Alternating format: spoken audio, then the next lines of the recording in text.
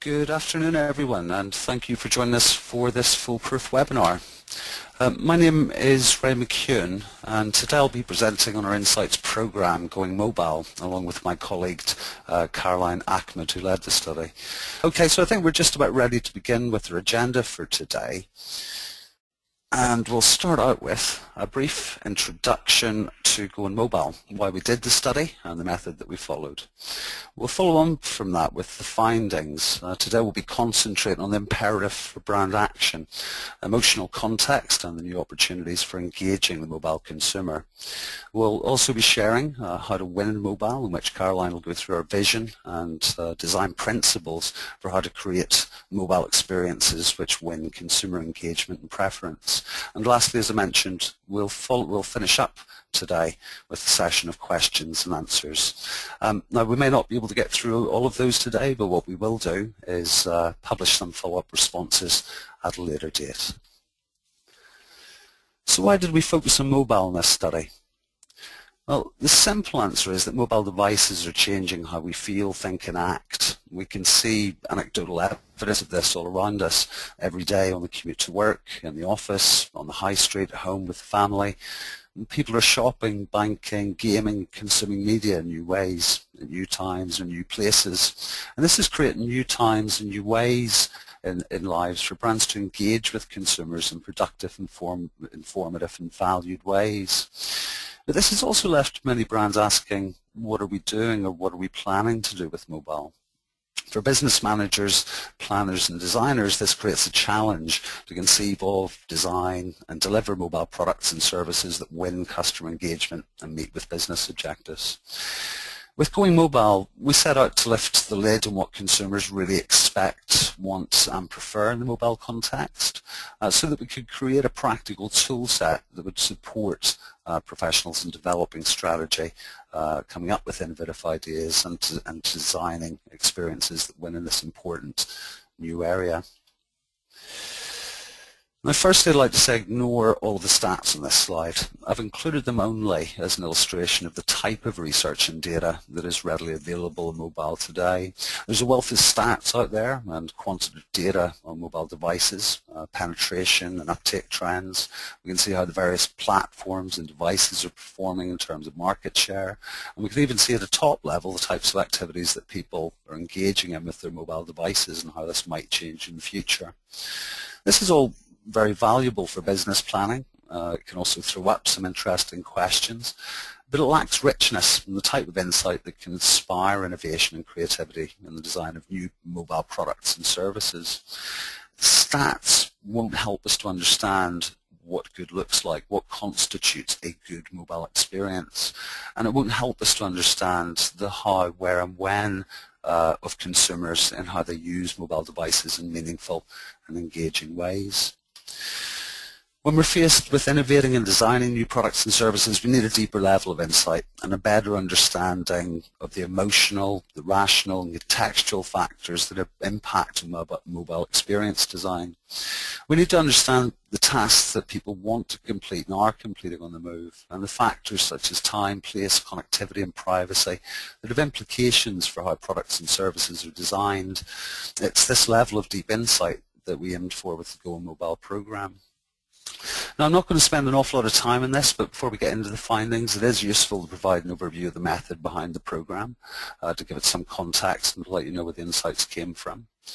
We initially started the program back in October 2011, and we've just completed the final phase this month. I mean, in total, we've spent some 6 months working on Going Mobile.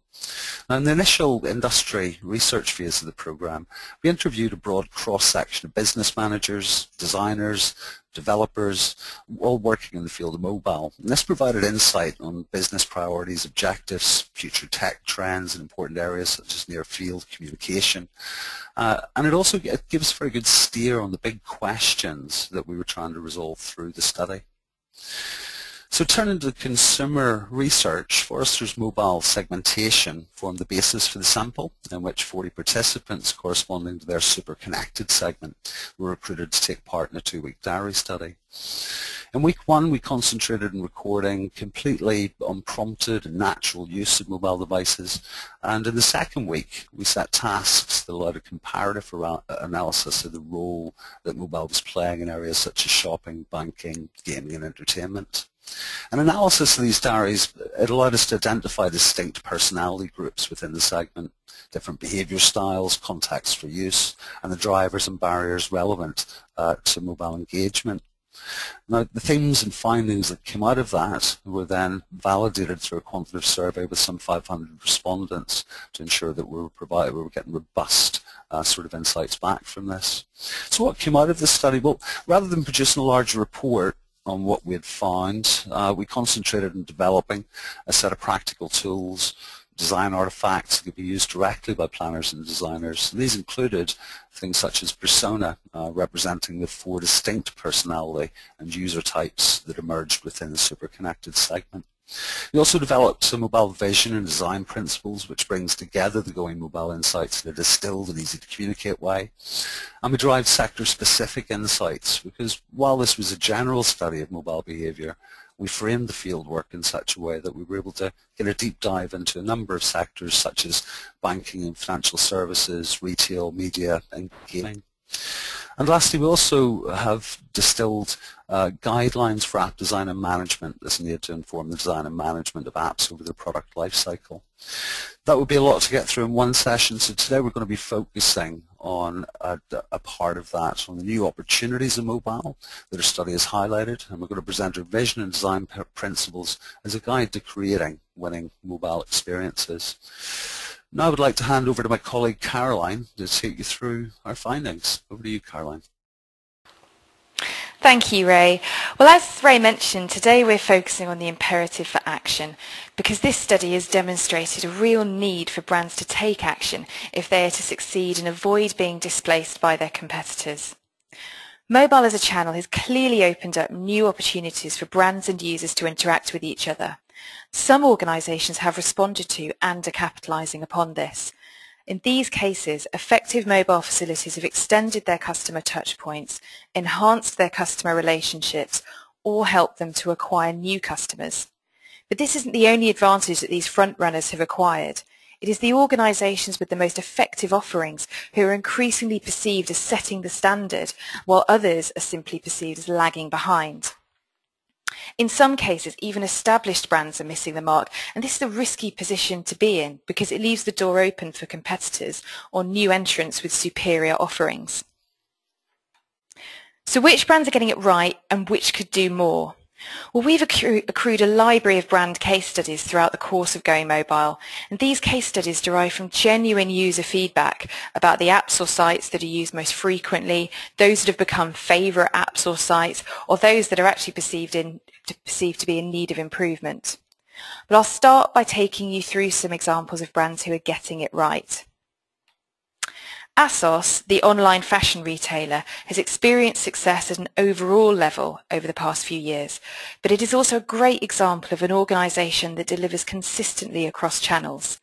The desktop site, the app, the mobile site, and even the magazine are coherent and familiar. Users are not left feeling as if they need to relearn the functionality or as if they are dealing with a different organisation as they move between channels. Similarly, the Premier Inn hotel chain has developed a mobile site which reflects their brand and the overall service that customers have come to expect to receive from Premier Inn. Like their hotels, the site isn't packed full of bells and whistles. The Premier Inn simply promises its customers a good night's sleep for a good price, and their mobile site is an extension of this. Users are able to book a room in a simple and fuss-free way. Premier Inn has shown that they understand what users want to do and doesn't present obstacles or content that might be considered unnecessary or superfluous in the eyes of the customer. Moving on to cross-country trains. Now, there are a number of train and travel time apps available.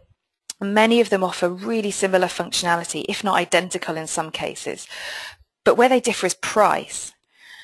Users clearly aren't completely adverse to paying for some apps. However, our study has emphasised the reluctance or even refusal to pay for apps where there is either a free alternative or if the app is perceived to have a sales function. With this in mind, it's actually really interesting to compare the train tickets app from cross-country trains with National Rail's equivalent UK train times app. They offer the same information, but where they differ is price. National Rail's app costs £4.99, whereas the other is completely free and has become an integral part of some of our diary participants' travel planning as a direct result of this. So by charging, National Rail has introduced a barrier to uptake because users simply don't expect to pay for these types of services. But which organisations are not quite hitting the mark? Well, we all know there are examples out there of organisations who offer no or highly limited mobile functionality. Toys R Us is an example from our research, and in this case the perceptions of the organisation were tarnished very badly by their complete inaction and the increasing expectation that big brands simply should be seen to be offering mobile options. But perhaps more interesting are the organisations who have developed mobile sites or apps but still have some room for improvement. Starting first with Amazon. Now, Amazon's mobile delivery is really a game of two halves. On the one hand, Amazon is a great example of a brand that is capitalising on and benefiting from mobile, and sometimes at the expense of other brands. In the diary study, we observed instances where users purchased goods from Amazon while they were inside a high street store that they could have chosen to buy those same goods from. HMV was often the example of the brand who lost the sale. Similarly, Amazon actually addressed another common usage barrier, the perceived security risk or complexity of needing to input payment and address details while on the move. And if you use Amazon, you'll know that they deal with this through their one-click ordering system, which automatically stores users' main payment and delivery details, so there isn't a need to re-enter this information every time if you don't want to. But we didn't receive universally positive feedback about Amazon. In a number of cases, we saw users hopping between the app, the mobile site and the desktop site to get their needs met. While the app was perceived to be of more convenience, the mobile site was perceived to offer better searching and filtering options, while the desktop site was the most superior experience of them all, providing better imagery and visibility of products. So at the moment, Amazon aren't quite living up to the standard that ASOS has managed to achieve. The RAC Traffic app is another example of an organisation who haven't quite managed to deliver. And again, this is an example case study that was put forward by our users within our diary study. On the one hand, their traffic app does appear to address a key user requirement. It stores RAC membership details and the emergency breakdown number, so users don't need to worry about carrying these details separately or potentially forgetting them in those times of emergency when they're going to need them most. However, the app's primary purpose is to identify traffic black spots and problems along a user's planned route. This information is displayed in map format, which according to our user feedback works well on the larger screen of the tablet, but requires a lot of pinching and zooming and fiddling on the smaller screen of the smartphone. And this clearly isn't ideal, particularly if a user needs to quickly look up a problem when they're already on the move or stuck in stationary traffic and needing to know what's going on in the vicinity. So in this sense, RAC have only partially accommodated the user context in their app design. Our study has shown that users are increasingly reshaping their lives around mobile, and this is creating new opportunities, new times and new spaces in which brands can interact with customers. However, many organisations have yet to really take advantage of this. We have seen mobile being used to create new and productive pockets of time, and those times can and are being used to enhance lives. And this will be demonstrated over the next couple of slides and by the respondent verbatim comments that you will see. A key example is completing chores, those mundane tasks such as paying bills or writing shopping lists while on the go, which leads to more quality time at home because we haven't got to do these tasks when we get back from a long day at work. Alternatively, users are discovering that mobile has enabled them to find time for things that they wouldn't have previously managed to fit into their day. Great examples from our diary include self-improvement tools such as diet trackers or Weight Watchers. Now, we're often asked about where tablets fit into this and when someone would use a smartphone versus a tablet. A tablet is perceived by users to be a much more relaxing and more sociable device, used in comfortable situations such as the end of a hard day at work when lying on the sofa. And these users appreciate not needing to log on to yet another computer screen unless absolutely necessary. The larger screen size makes it easier to absorb more complex content or to look at the content with another person. And a task that we set during the diary study brings this to life even more. We asked users to go out there and find themselves some extra credit to help fund some large purchases.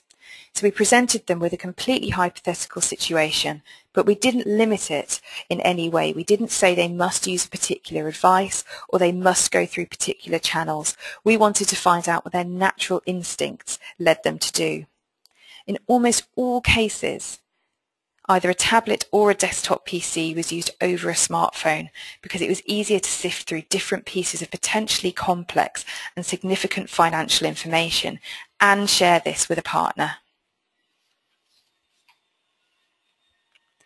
New spaces are also evolving with the increasing overlap between physical and digital worlds.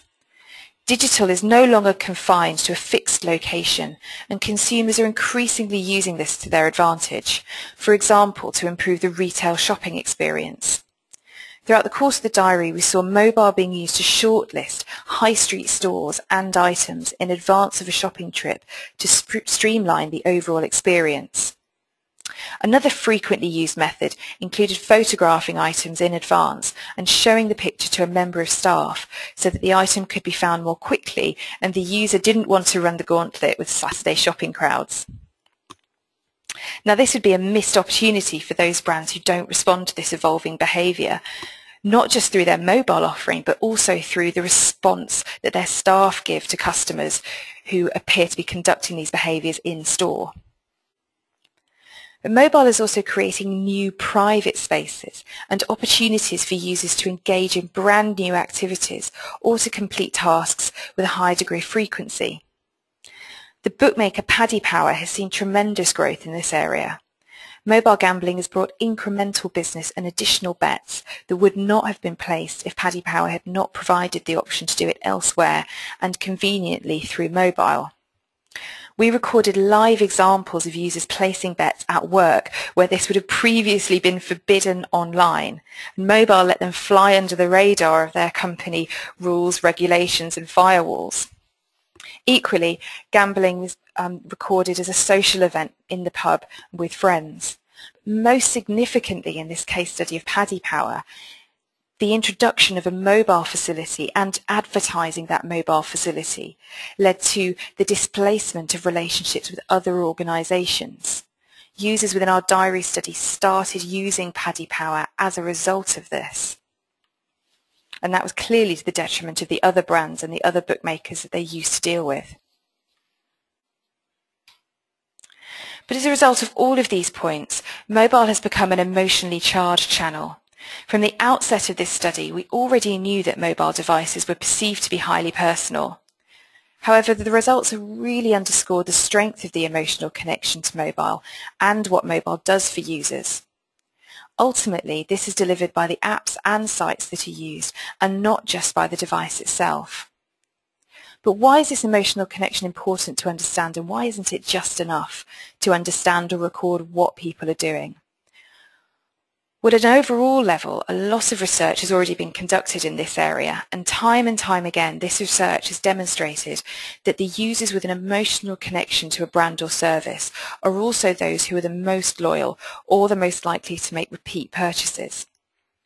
If you're interested in reading more about this, the book Married to the Brand explores it in more detail.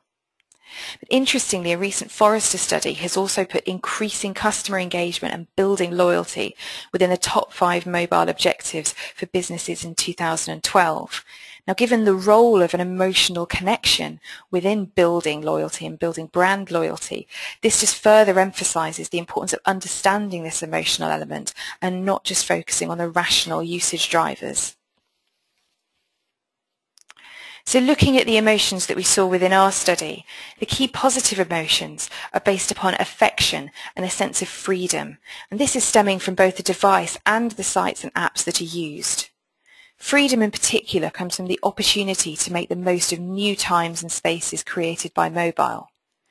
And there is a real opportunity for brands to become part of this if they deliver a great mobile experience. And what a great opportunity it is to be seen as a conduit to creating more freedom in life and more time. The level of attachment manifests itself in a sense that the phone is alive, a companion, and the apps are effectively its body organs, each with a different and critical function.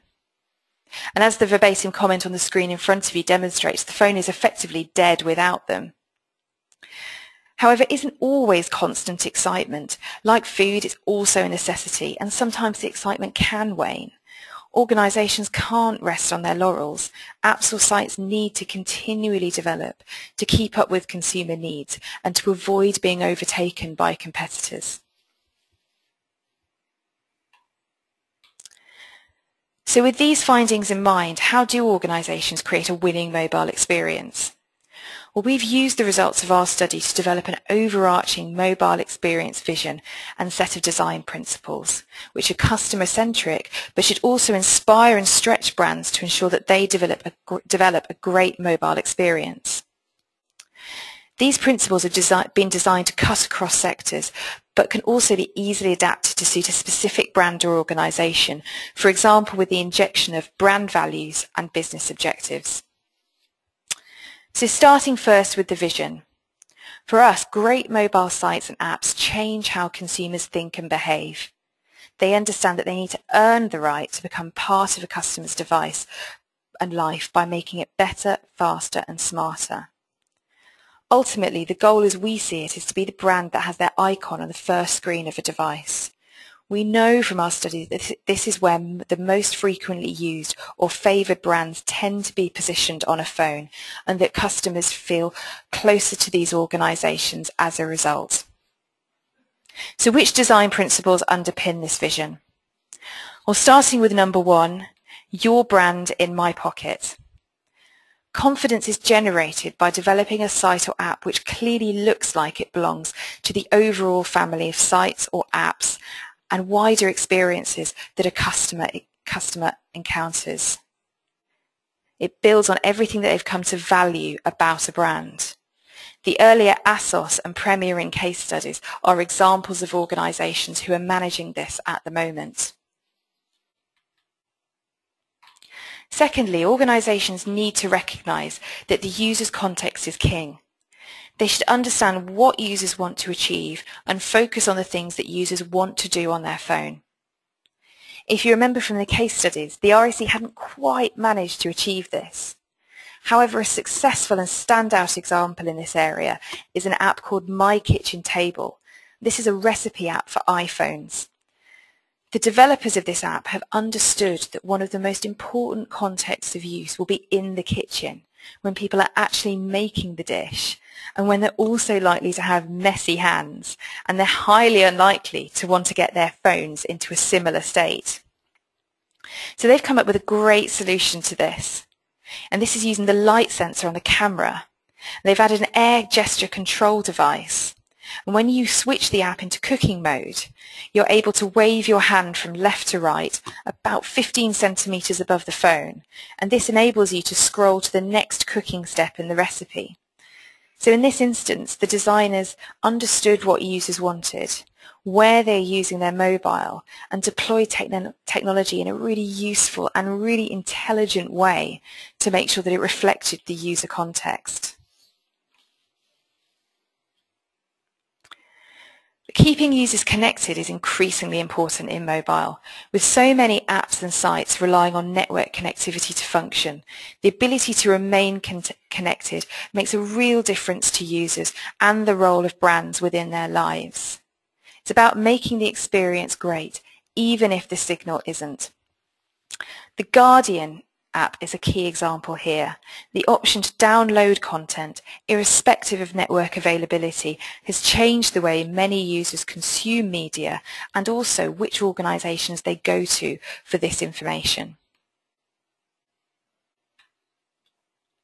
Being delightful to touch and use in this instance is about being instantly familiar and easy to learn. It's about remembering user data and making the most of users' screens, ultimately making sure that wherever users are, whatever they're doing, it's an effortless experience.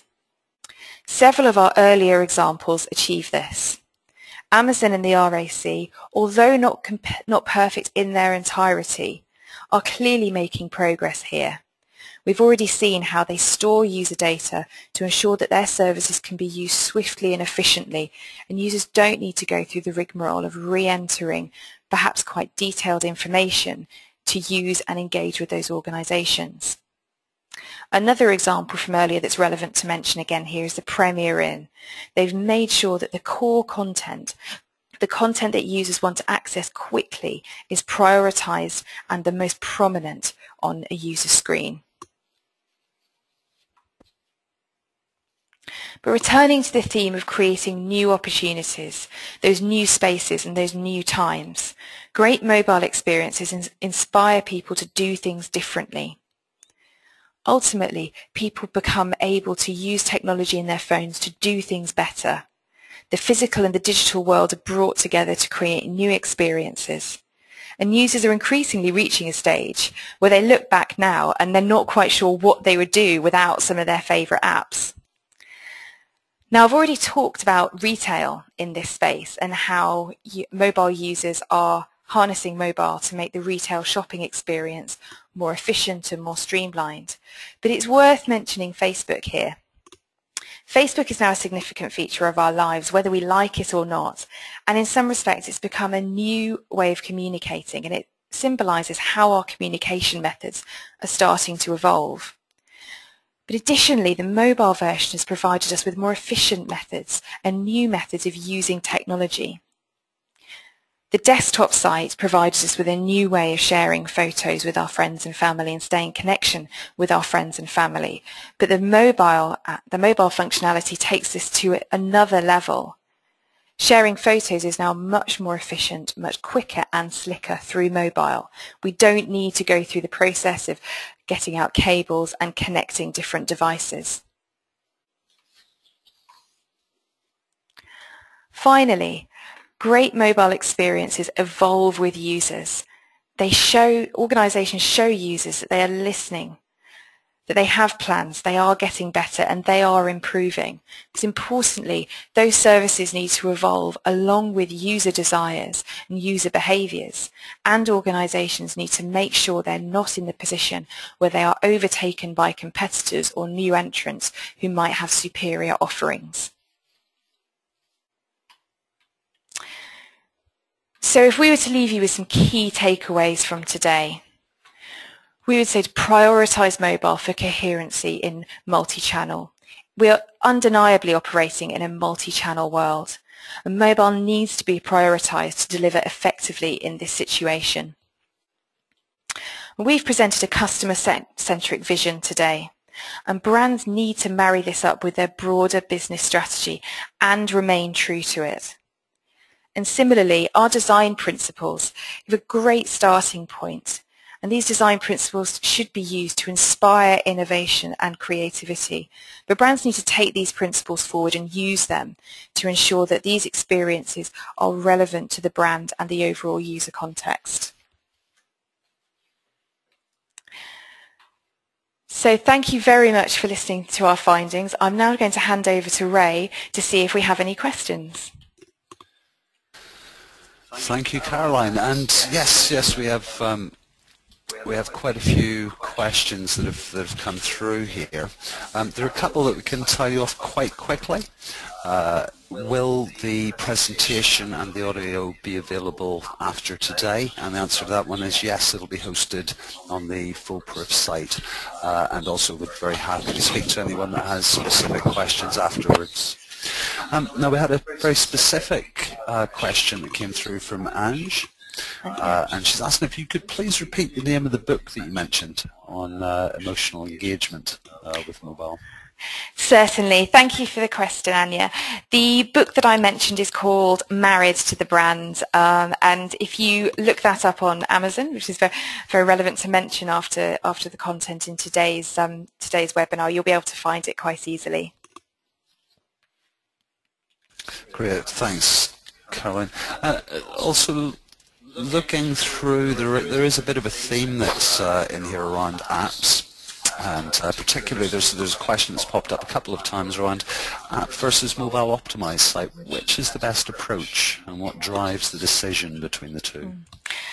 Well, that's a really great question and something that quite a lot of our clients have asked, in fact, over the last few weeks. I think we would argue that any mobile strategy really needs to reference the fact that it really is a multi-channel world now, and as part of that they need to recognise that multiple touch points are required and that a diverse range of scenarios and devices should be catered for.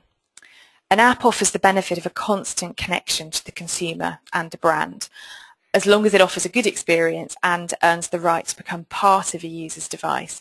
The flip side of that is that it is a double-edged sword.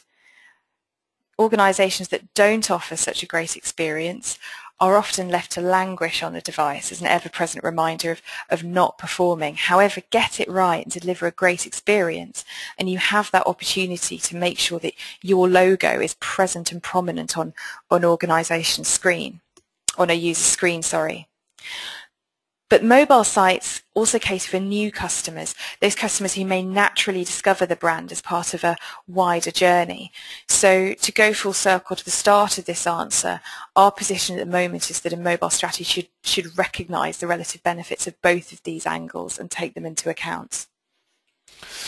Basically they're being developed for different purposes, different audiences, and to meet different business needs in many ways. Quite right.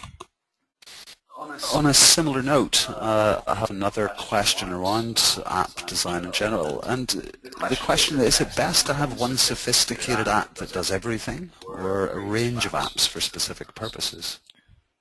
That's it. That's another great question, and again something that we are talking about with a lot of our clients at the moment, and it would be lovely to give a simple answer to that question, but unfortunately it's quite difficult to say that it is a one-size-fits-all situation and provide that kind of response.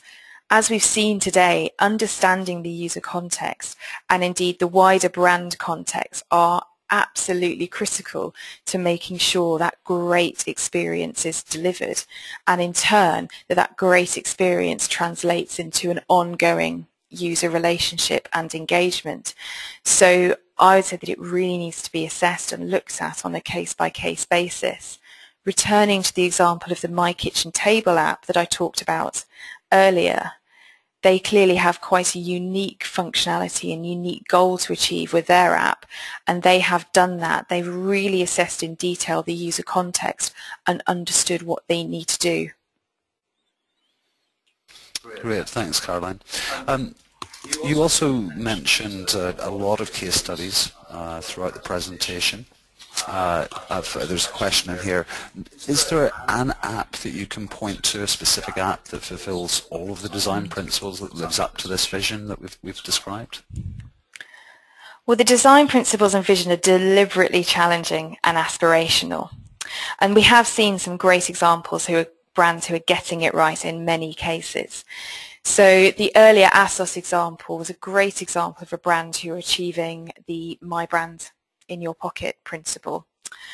But if I had to point to one shiny star example who's living up to more of these principles than perhaps some of the other examples, I think I would again return to the My Kitchen Table as the standout case study, simply because of how intelligently they've used technology to really reflect the user context.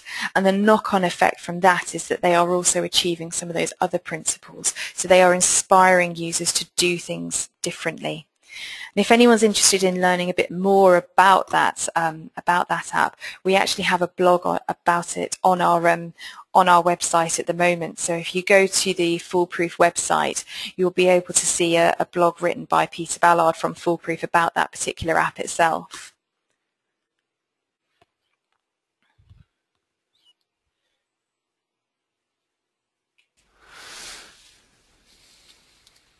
Okay, just looking through. We've just had quite a few questions come through all at once.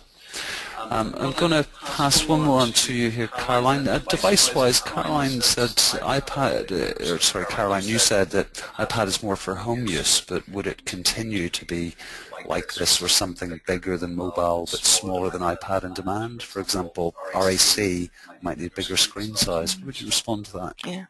Thanks for the question, Yoko. I think that's a really great one to pick up on. The iPad, for many users, has clearly got a distinct role in their lives, and they've almost got an ordering system for which device they would use and when they would use it. But the reason I wanted to go to your question was the fact that you'd referenced the RAC, and you were quite right to say it needs a bigger screen. The interesting situation in this case is that there are some people who are trying to use the iPad in that circumstance to rectify the problems that they've encountered with the smartphone, but it's becoming a little bit unmanageable and only works part of the time. So I think there is clearly potential to improve this and resolve it and make progress in future. Great, thanks, Caroline. Again, designing for mobile is often focused on transactional, quick, task-based goals. But we've been hearing a lot recently that this is no longer the case. How can we determine the context of each difference in that scenario to satisfy it all?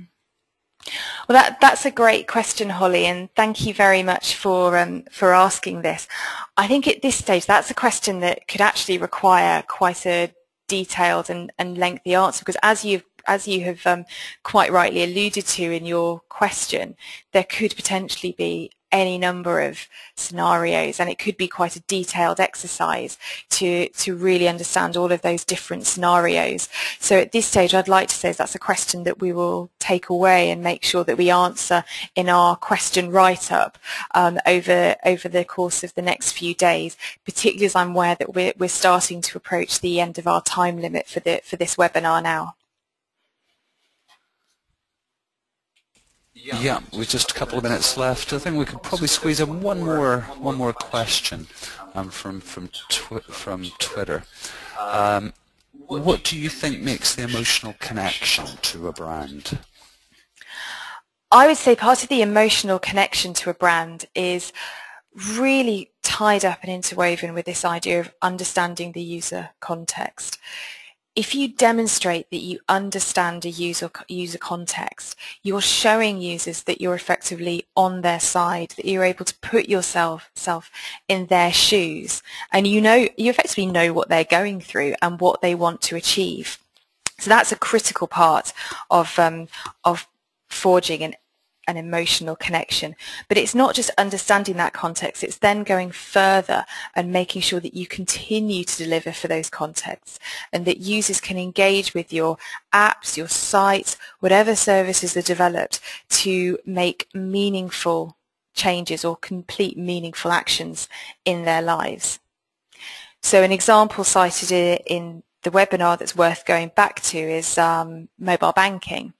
The fact that users are able to quickly check that everything is A-OK in their bank account, that payment has gone through, in turn has a knock-on effect for perhaps how they might run their lives in other areas. So they don't need to go home and complete these chores anymore. They can do something else. They can relax. They don't have to worry.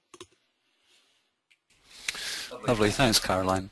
As you mentioned, I think we are actually just coming up to the end of our time slot now, so I think that's about all the time we have for today.